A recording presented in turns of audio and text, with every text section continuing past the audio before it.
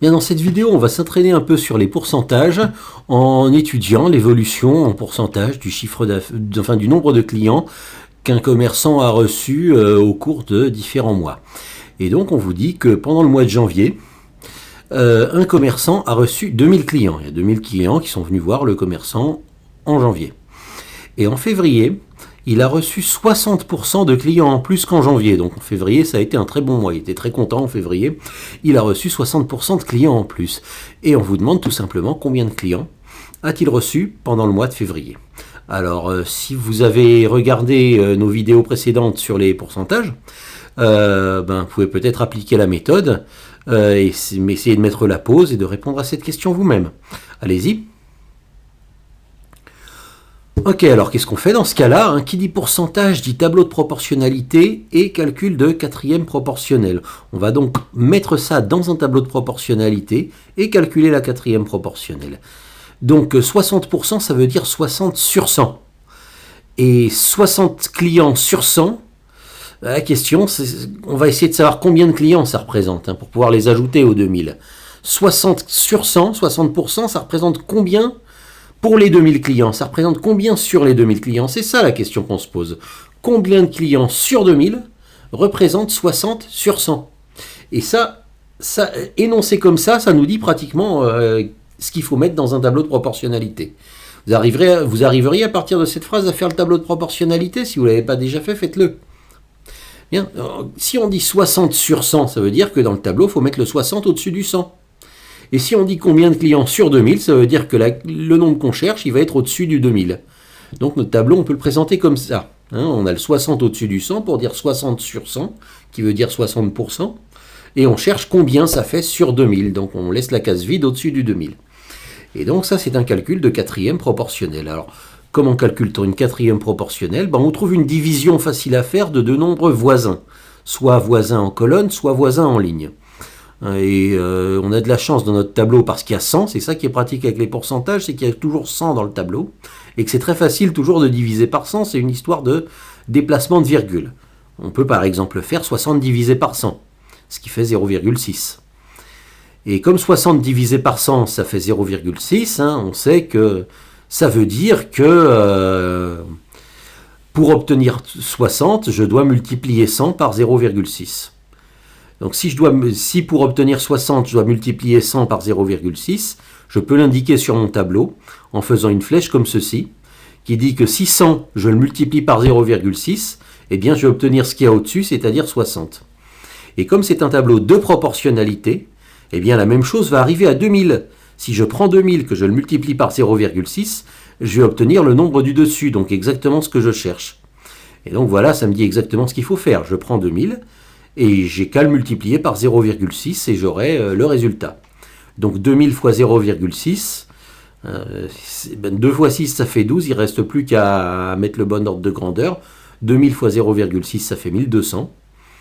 Et 1200 c'est donc le nombre que je cherche, la quatrième proportionnelle dans le tableau, voilà, que je mets ici. Et 1200 c'est les 60% de clients en plus. Donc combien a-t-il reçu de clients en février? 1200 de plus. Il n'a pas reçu 1200 clients, il a reçu 1200 clients de plus qu'en janvier. Donc si je veux connaître le nombre total, je fais 2000 plus 1200, c'est-à-dire 3200. Et je réponds que en février, le commerçant a reçu 3200 clients, ce qui a représenté une augmentation de 60%. Donc en février, il était très content, mais en mars, il était beaucoup moins content, parce qu'en mars, le nombre de ses clients a baissé de 60%.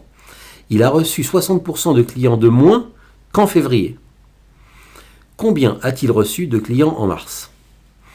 Alors, on est tenté de répondre, ça avait augmenté, c'était parti de 2000, ça a augmenté de 60%, c'est arrivé à 3200, maintenant ça rebaisse de 60%, ça va retourner à 2000. Il y a beaucoup de gens qui répondent ça.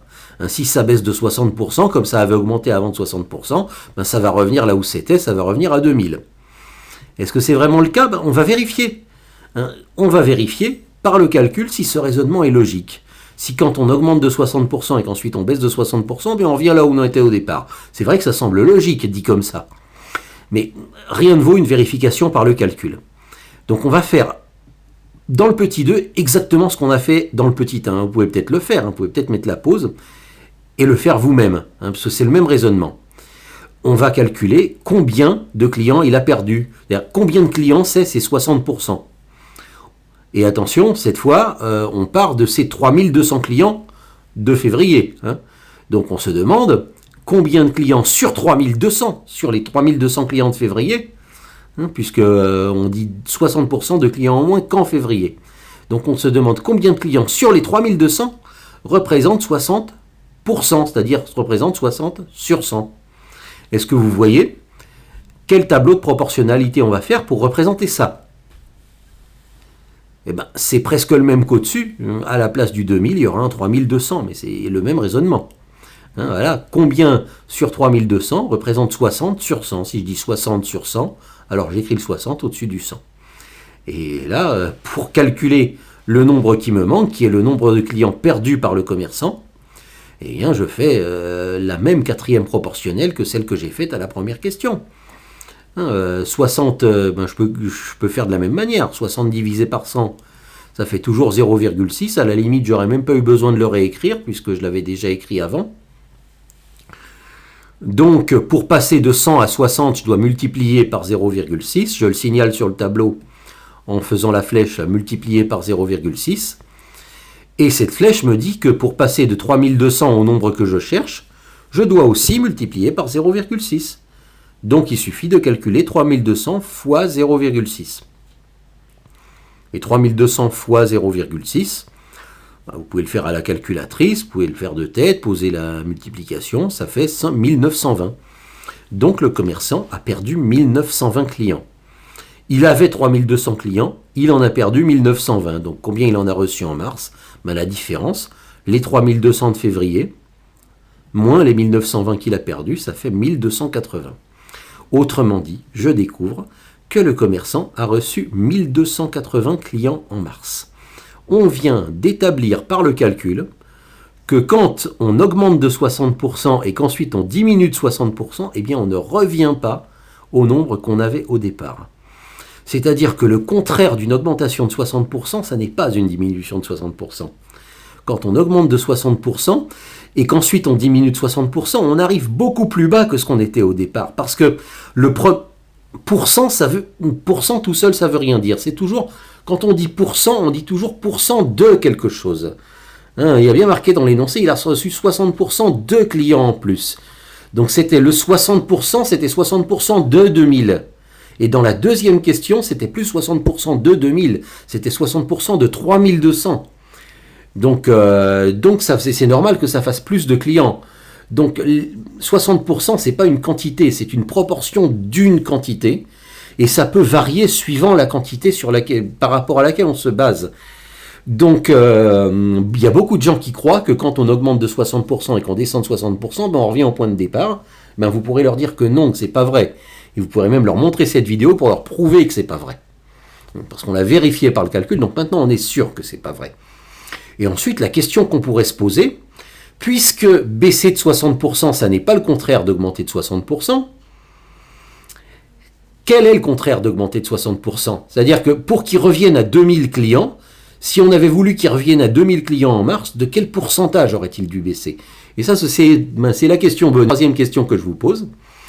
Si on avait voulu qu'ils passent de 3000 clients, de 3200 clients à 2000 clients, eh bien ça représente une baisse de quel pourcentage? C'est-à-dire quel pourcentage de baisse va annuler une augmentation de 60%? Est-ce que vous pouvez le faire? Eh bien, c'est aussi un tableau de proportionnalité. Toute question de pourcentage se résout avec un tableau de proportionnalité.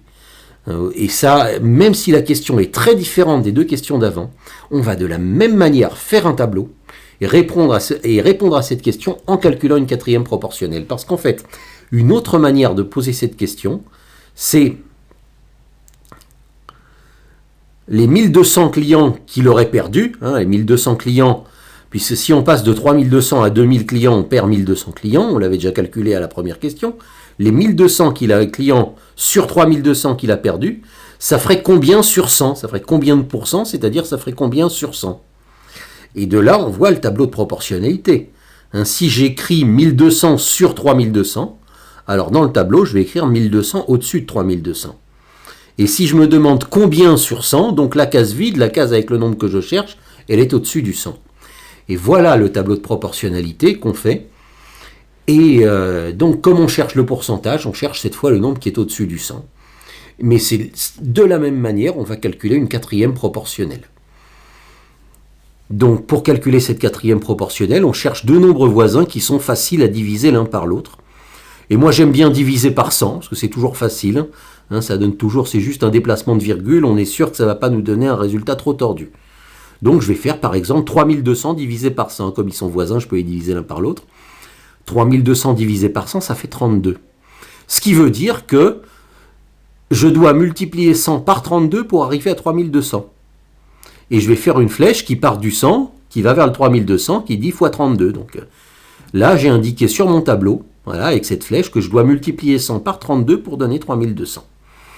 Voilà. Mais ce qui est vrai en bas du tableau de proportionnalité est aussi vrai pour la ligne du haut. C'est ça un tableau de proportionnalité. On fait la même opération en bas et en haut. On fait la même opération à gauche et à droite.